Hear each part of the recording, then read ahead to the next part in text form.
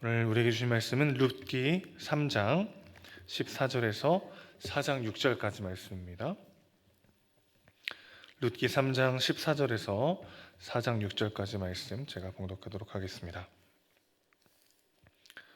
룻이 새벽까지 그의 발치에 누웠다가 사람이 서로 알아보기 어려울 때에 일어났으니 보아스가 말하기를 여인이 타작 마당에 들어온 것을 사람이 알지 못하여야 할 것이라 하였습니다.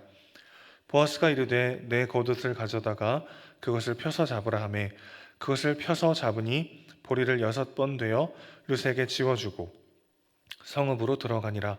룻이 시어머니에게 가니 그가 이르되 내 딸아 어떻게 되었느냐 하니 룻이 그 사람이 자기에게 행한 것을 다 알리고 이르되 그가 내게 이 보리를 6번 되어주며 이르기를 빈손으로 내 시어머니에게 가지 말라 하더이다 하니라.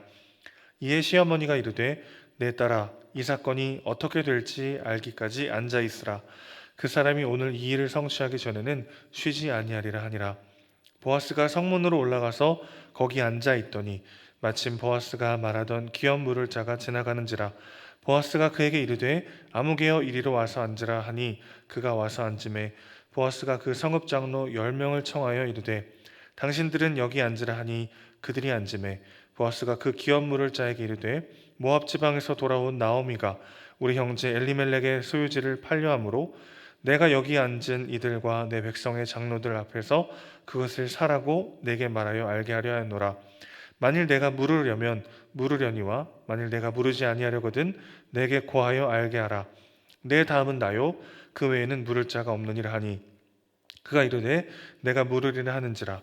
보아스가 이르되 내가 나오미의 손에서 그 밭을 사는 날에 곧 죽은 자의 아내 모압 여인 룻에게서 사서 그 죽은 자의 기업을 그의 이름으로 세워야 할지니라 하니 그 기업 물을 자가 이르되 나는 내 기업에 손해가 있을까 하여 나를 위하여 물으지 못하노니 내가 물을 것을 네가 물어라. 나는 물으지 못하겠노라 하는지라. 아멘. 룻은 보아스의 발치에 누웠다가 사람들이 서로 알아보기 어려운 새벽 시간에 일어납니다. 사람들이 룻이 타작마당에 들어왔던 것을 모르게 하려는 보아스의 배려였죠. 그런데 바로 이어서 보아스는 룻에게 겉옷을 가져오라고 하고 보리를 6번 되어줍니다. 정확한 양이 얼마였는지는 알 수 없지만 젊은 여인이 어깨에 짊어지고 갈 정도였으니까 적지 않은 양이었던 것으로 보이는데요. 보아스는 분명 룻이 사람들의 입방아에 오르내리는 것을 원치 않았습니다. 룻을 괜한 소문으로부터 보호해주기 원했던 보아스는 왜 굳이 보리를 그 새벽에 가져가게 했을까요? 어떤 주석가들은 혹시 룻이 타작마당에 있었던 것이 들통날 경우에 보리 이삭을 주우러 왔다는 핑계거리를 주기 위해서라고 말합니다. 또 어떤 학자들은 유대 전승을 근거로 이 부분을 해석하는데요. 유대인들에게 보리 6은 약혼에 필요한 최소한의 가치였다는 것이죠. 보아스가 일종의 신부값의 계약금을 지불했다는 것입니다. 둘 다 그럴듯한 해석이지만 보아스가 룻에게 한 이야기에 좀 더 본질적인 이유가 담겨 있습니다. 집으로 돌아온 룻에게 시어머니 나오미가 묻죠. 어떻게 되었느냐 이렇게 묻는데 16절에 이 표현을 히브리어 원문 그대로 직역하면 내 딸아 너는 누구냐 이렇게 번역할 수 있습니다. 너의 정체가 무엇이냐라고 묻는 건 아니겠죠. 너는 누구냐라고 말하는 이 물음은 내가 아는 룻이냐 아니면 이제 보아스와 정혼한 룻이냐를 묻고 있는 것입니다. 그러니까 밤새 지금 보아스와의 관계 속에 어떤 결과가 있는지를 애타게 기다렸던 나오미의 마음이 표현된 구절인 것이죠. 이에 17절을 보면 룻이 이렇게 대답합니다. 보아스가 빈손으로 내 시어머니에게 가지 말라라고 했다고 대답을 하죠. 보아스는 룻에게 그냥 빈손으로 가지 말라고 말하지 않았습니다. 빈손으로 내 시어머니에게 가지 말라고 이야기했죠. 이 빈손이라고 번역된 단어는 히브리어 레캄이라는 말인데요. 룻기 1장 21절에 보면 나오미가 남편과 자식들을 잃고 베들레헴으로 돌아올 때 자기 자신을 묘사하면서 표현했던 단어입니다. 1장 21절에 보면 내가 풍족하게 나갔더니 여호와께서 내게 비어 돌아오게 하셨느니라 이런 표현이 나옵니다. 그러니까 레캄이라는 단어는 텅 빈 인생이 되어버린 나오미를 상징하는 단어인 것이죠. 보아스는 지금 그 단어를 사용하고 있어요.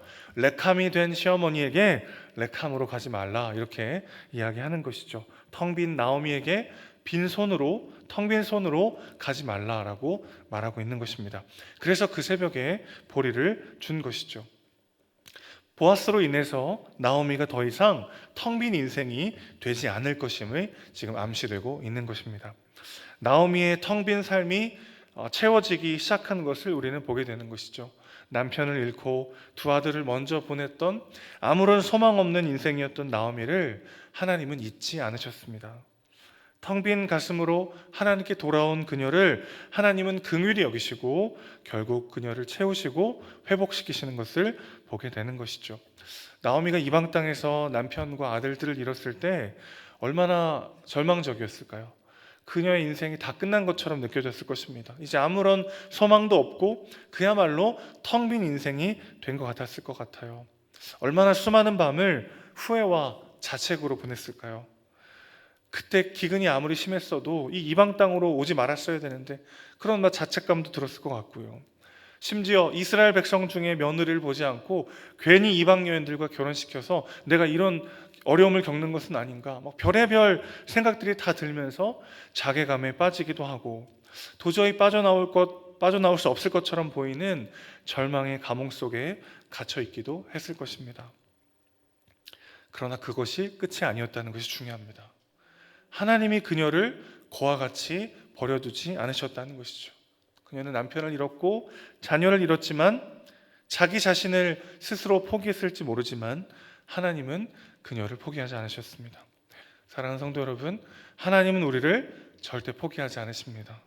내가 나 스스로가 실망스럽고 매번 똑같은 문제 때문에 넘어지고 낙심하는 내가 용납되지 않는 그 순간에도 하나님은 우리를 포기하지 않으십니다. 18절에 룻의 이야기를 들은 나오미는 소망을 얻게 되죠. 그리고 룻에게 이렇게 말합니다. 너는 앉아있으라. 보아스가 이 일을 성취하기 전에는 쉬지 않으리라. 보아스가 보낸 그 보리를 보면서 그것을 함께 먹으면서 배만 채워진 게 아니라 마음이 차오르는 것을 느꼈던 것 같습니다. 보아스가 이 일을 성취하기 전에는 쉬지 않으리라. 그러니 가만히 서서 우리는 기도하며 기다리면 된다고 이야기하는 것이죠. 우리의 구원을 완성하실 때까지, 우리의 가정의 구원을 완성하시는 그날까지 하나님은 쉬지 않으십니다. 그리고 하나님은 실수하지 않으십니다. 우리는 돌아가는 것 같고 그저 똑같은 일상이 반복되는 것 같은 그런 의미 없는 삶을 살아가는 것처럼 여겨질 때라도 하나님은 그 하루의 일상을 사용하고 계십니다. 하나님은 쉬지 않고 일하고 계십니다. 하나님은 실수하지 않으십니다. 의인은 7번 넘어져도 다시 일어난다고 했습니다. 다시 일어서기를 멈추지 않는 우리 모두가 되시기를 주님의 이름으로 축원합니다. 한편 보아스는 엘리멜렉과 나오미 집안의 친족 중에서 기업 물을 책임이 있는 사람을 찾아서 성문으로 올라갑니다. 친족 가게에 있어서 더 가까운 사람이 기업 물으는 일에 있어서 더 우선순위를 가졌던 것 같습니다. 보아스보다 더 가까운 사람이 한 사람 더 있어서 그를 찾아갔던 것인데요. 우연히와 마침이 만나서 보아스와 룻이 만났던 것처럼 4장 1절에도 마침 그가 성문을 지나다가 보아스를 만나게 됩니다. 우리 하나님의 일하심이 놀랍죠. 우연히와 또 우리 삶 속에 일어나는 무작위한 상황들까지 하나님이 다 사용하셔서 우리의 삶을 완성하시는 것을 보게 됩니다. 자, 그래서 보아스는 성읍 장로들을 청해서 공식적이고 합법적으로 엘리멜렉 집안의 기업 물을 자를 정하고자 합니다. 새벽 시간이니까 간단하게 결론만 말씀드리자면 이 친족은 결국 나는 못하겠다라고 이야기하죠. 친척의 고통을 외면했던 이 사람의 이름이 오늘 본문에는 아무개라고 기록되어 있는 것에 주목할 필요가 있겠습니다. 보아스가 그 사람의 이름을 몰랐을 리는 없을 거예요. 그렇죠? 가까운 친족이니까요. 보아스는 실제 이름을 불렀거나 여보게 같이 친숙하게 이름을 불렀을 것입니다. 그런데 룻기를 기록한 최종 기자가 기업 물을 자의 이름을 의도적으로 기록하고 있지 않은 것이죠. 왜 그랬을까요? 룻기의 저자는 지금 남의 이름이 끊어지지 않도록 하는데 관심이 없는 자는 결국 자기 이름도 끊어지게 된다는 것을 강조하고 있는 것이죠. 성경에서 이름을 잃는다는 것은 존재를 잃는 것을 의미합니다. 누가복음 16장에서 거지 나사로와 부자 이야기 잘 아실 거예요. 나사로는 거지였습니다. 비참한 삶을 살다가 죽었어요. 그러나 그는 이름이 나옵니다. 하지만 부자는 이름이 나오지 않죠. 그는 눈앞에 죽어가던 거지를 불쌍히 여기지 않았습니다. 결국 그 부자는 더 많은 소유를 갖는 데는 성공했지만 자신의 존재를 잃어버리게 되죠. 세상은 더 많은 것을 소유함으로써 내 인생을 지킬 수 있다고 우리를 속입니다. 그러나 성경은 분명히 말하고 있어요. 더를 외치느라, 더 많은 것을 갖기 위해 애쓰느라 이웃의 결핍과 어려움을 위해서 나의 것을 내어줄 여유가 없는 사람은 결국 자기 자신을 잃게 될 것이다. 이렇게 이야기하고 있습니다. 사랑하는 성도 여러분, 아무개로 살지 않고 보아스로 사는 저와 여러분 되시기를 축복합니다. 그러나 사실 누가 이 사람을 비난할 수 있겠습니까? 고엘이 된다는 것은, 기업 물을 자가 된다는 것은 사실 엄청난 대가를 지불해야 하는 일이기 때문에 그렇습니다. 이 아무개라는 사람은 만약에 자기가 기업 물을 자가 된다면 앞으로 나오미와 룻, 이 두 여인의 생계를 책임져야 합니다. 그리고 룻에게서 태어날 아이도 책임져야 하는데, 하지만 그 아이는 죽은 친족 가문의 소속이 되는 거죠. 게다가 엘리멜렉과 나오미 집안이 잃어버린 땅을 값을 지불하고 다시 사와야 하는데 그 땅이 자기의 것이 되는 것은 아닙니다. 나오미 집안의 기업이 되는 것이죠. 그러니까 이 사람이 안 한다고 말하지 않고 못한다라고 말한 것이 이해가 됩니다. 그렇게 기업 물을 자가 된다면 지금 내 기업도, 내 집안도 제대로 이어가지 못할 것 같다, 나는 못한다라고 말하고 있죠. 무엇 하나 자기에게 득이 되는 것은 없고 온통 손해뿐이기 때문에 사실 흔쾌히 나서서 내가 기업 물을 자가 되겠다라고 말하기가 어려운 것이 사실이죠. 보아스처럼 유력한 집안의 사람이라면 모를까, 그렇게 가진 것이 많지 않은 우리가 어떻게 누군가의 삶을 또 책임질 수 있겠습니까? 이런 본문을 읽을 때 그런 부담감이 드는 것도 사실이죠. 분명 이웃을 사랑하고 섬기고 그들을 위한 삶을 살아가려고 하나님이 우리에게 시간과 물질과 마음을 주셨다는 것을 알고 있죠. 그러나 막상 우리의 현실을 돌아보면 우리는 보아스보다는 땅을 잃어버린 자들에 가깝습니다.